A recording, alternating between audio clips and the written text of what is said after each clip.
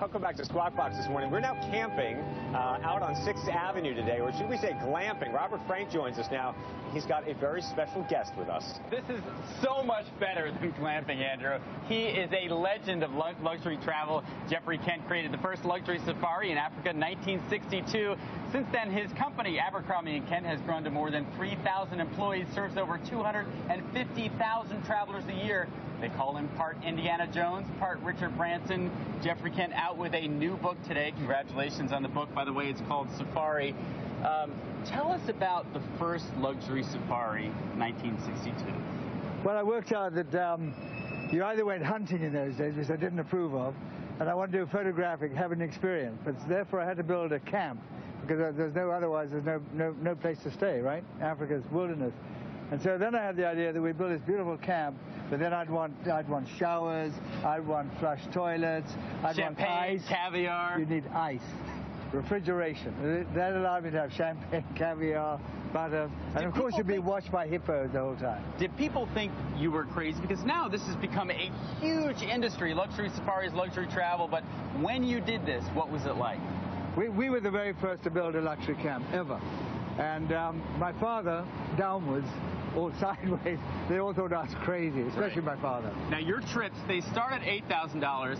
They go up to $135,000 per person for the private jet tours, which, by the way, are sold out, those $135,000 trips. Where is demand coming from? Where are the travelers coming from right now? Well, let me stress, the majority of our business is about $8,000 a trip. But then I had this idea to upgown the early 10 safari and put a beautiful private jet with first-class seats and go to Upper Amazon, Easter Island, Southern Philippines.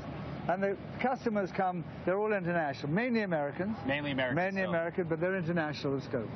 Now, you also have taken everyone from Richard Burton to the Gateses to multiple presidents. What's next? What are the hot spots or the most interesting places right now to travel? Because so much of these travel destinations have become really crowded, really overrun. What are some secret hot spots around the world right now? I think one of the problems of pioneering, I pioneered them so well, they've become busy. So I think, hot spots today are probably Botswana, still incredible places in the Okavango Delta. I think Myanmar, we have a beautiful new ship on the Irrawaddy. I think Sri Lanka and Uganda, where you have gorillas and chimps, and the whole Nile goes through the Murchison Falls, 28 foot wide. Wow. Really exciting. Sounds great. That you were opposed to the hunting that was taking place. What do you think about this huge outrage we've seen about hunting that's taking place recently? Where do you stand on any of this? Well, where I stand is very simple. I'm really appalled and disgusted with what happened, and I think this whole business of professional hunting has to be seriously re-looked at. And I know all the arguments about hunters are great conservationists, but the fact is we have very few animals left, right? When I was born, we probably had 500,000 rhinos in the world, right? Today we have 20,000 white rhinos, only 5,000 black rhinos. Maybe there were 20 million elephants when I was born. We now have, we're losing elephant at about 1 every 4 hours. And going on like this, they're going to be extinct rhinos will be extinct within 10 years. So I think, and also I believe that all conservation should go to the community, the local people who live around the area.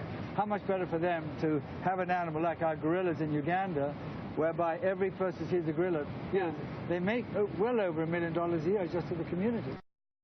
Have to go to Africa to stay in one of these tents. Can I have a better look in here? This is beautiful. Can I set this up anywhere? Can I rent one here in America? Would you like a little sleep? Let's have a look. $8,000 you can have a nap. For the $135,000. Now this is $8,000, right? Even I can stand up in here. Now once in Africa we have en-suite. We have showers, flush loos, hot and cold running water. We have pizza ovens outside. We have espresso machines, Illy Cafe, that's beautiful, lovely macchiatos and everything. But all the time you have wildebeest wandering outside, literally. The 1.5 wildebeest. As long as they stay on the outside, Becky. Yes. We don't want the wildebeest in the tent. Not at all. But you lock it up, you see. Wow. And nothing comes in. Yeah, but. And the rain doesn't come in either. No, but I'm just saying. It's so comfortable. It's canvas. I think a claw could get through this. Right. You know what? Animals are scared of anything. When I was a kid, my father took me on safari. No tents. We had a mosquito net, and he told me, please don't worry. No animal will ever come through the mosquito net. I said, that's right. Okay, Dad. I take it. Great stuff. Thank you so much. Enjoyed it. Robert Frank, thank you for bringing us the story.